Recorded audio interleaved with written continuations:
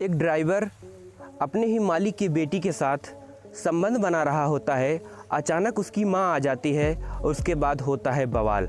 दोस्तों, आखिर घटना की क्या है पूरी सच्चाई, जानने के लिए आप लोग हमारे साथ वीडियो में बने रहिएगा। नमस्कार दोस्तों, मेरा नाम है इंद्रजीत और आप देख रहे हैं क्राइम कंटेंट।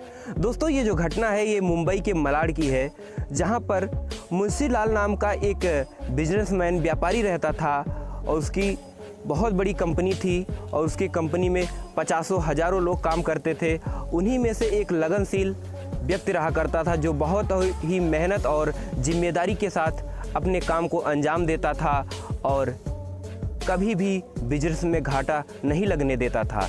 दोस्तों, वो जो राहुल था वो मुंशी लाल को बेहद पसंद था। मुंशी लाल उसके ऊपर बहुत सारा विश्वास करता था और वो उन विश्वास पे ऊपर खरा भी उतरता था। दोस्तों, मुंशी लाल की जो उम्र थी लगभग 50 साल थी और वो एक सफल बिजनेसमैन था और उसके पास जितने भी वर्कर थे बहुत ही लगन से काम करते थे और उनमें जो सबसे बेस्ट लड़का था वो था राहुल। दोस्तों, एक बिजनेस के सिलसिले में एक बार मुंशी लाल कहीं शहर से बाहर जाता है और उसके बाद अपने ही घर पे राहुल को और अपनी बीवी को और उसकी एक बच्ची थी जिसकी उम्र थी लगभग 22 साल और उसका नाम था कोमल।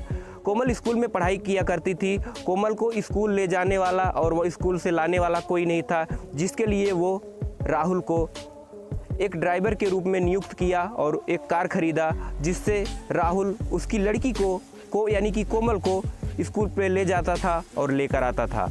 दोस्तों, ये सिलसिला लगातार चलता रहा और कुछ दिनों बाद उन दोनों की जब नज़दीकियाँ बढ़ने लगती हैं तो उन दोनों के बीच प्यार का इजहार होता है और दोनों का प्रेम प्रसंग चलने लगता है। दोस्तों, इस सभी बातों से अभी मुंशी लाल और उसकी मां अनजान थे और उन दोनों को छुप छुप के उन दोनों का मिलना हुआ करता था और इससे सभी लोग अनजान थे।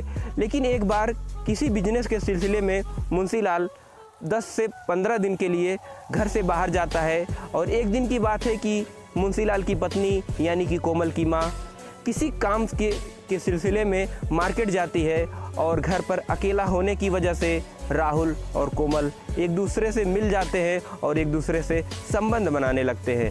दोस्तों, इन सभी जब घटना को अंजाम दे रहे होते हैं तभी अचानक उसकी माँ आ जाती है और ये सारी घटना देखकर भौचक्की हैरान परेशान हो जाती है और उसके कदमों के नीचे से जमी खिसक जाती है।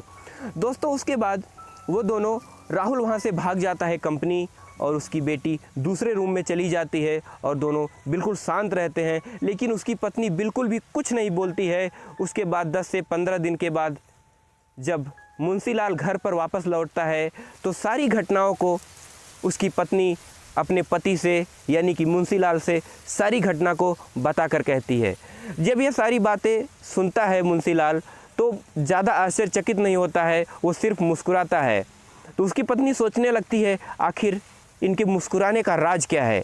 उसके बाद वो कहता है कि मैं राहुल से मिलना चाहता हूँ। दोस्तों, जब राहुल के पास संदेश पहुँचता है कि मुंशी लाल यानी सेठ जी तुमसे मिलना चाहते हैं, तो ये सारी बातें सुन कर के राहुल घबरा जाता है और परेशान हो जाता है। फिर भी वो मरता क्या न करता, वो उनसे मिलने के लिए बहुत कांपते हुए डरते हुए आता है और उनके साथ बैठता है और उससे बिना कुछ बोले उनसे क्षमा याचना करने लगता है और परेशान भाव में कहता है कि ऐसी गलती अब मुझसे कभी नहीं होगी। दोस्तों, फिर मुंशी लाल कहता है बेटा, इसमें डरने की कोई बात नहीं है, तुम परेशान ना हो। मैं ही सोचता था कि पहले से ही जानता था तुम जैसा मेहनती और अच्छा इंसान और कोई नहीं हो सकता। मेरे पास पैसे तो बहुत हैं लेकिन एक अच्छा परिवार, एक अच्छा घर नहीं था जहाँ पे मैं अपनी लड़की की शादी कर पाता, और तुम जैसा नेक दिल वाला इंसान मुझे खोजने पर भी नहीं मिलता। मैं पहले ही तुम्हारी और अपनी बेटी की शादी कराना चाहता था, लेकिन मेरी बेटी, अगर मैं अपनी बेटी से कहता तो वो उछल जाती और कहती मैं ऐसे लड़के से शादी नहीं कर सकती जो एक मजदूरी का काम करता है, जो एक छोटा मोटा काम करता है। लेकिन अब तुम लोगों की नज़दीकियाँ बढ़ी हैं, तुम दोनों का प्यार हुआ है, तुम दोनों एक दूसरे को समझने लगे हो, इस बात से मैं बेहद खुश हूँ और तुम दोनों की शादी करवाना चाहता हूँ।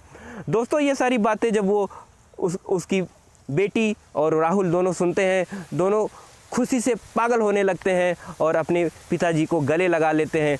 दोस्तों, एक छोटी सी समझदारी के लिए मुंशी लाल ने आखिर अपने बड़े बिजनेसमैन होने का पूरा फ़ायदा उठाया और अपनी बेटी को एक अच्छे घर में एक अच्छे वर के साथ विदा किया। दोस्तों, इस कहानी के माध्यम से आप क्या कहना चाहेंगे, आप कमेंट बॉक्स में हमें ज़रूर बताइएगा। अगर वीडियो पसंद आई है, ये जानकारी आपको सच्ची और अच्छी लगी है, तो प्लीज़ चैनल को सब्सक्राइब कीजिएगा और वीडियो को लाइक कीजिएगा। दोस्तों, ऐसी ही क्राइम से जुड़ी घटनाएँ, सच्ची घटनाएँ आप सभी को हम लाते रहेंगे। तो मिलते हैं आप सभी से किसी और घटना के साथ। तब तक के लिए जय हिंद, वंदे मातरम।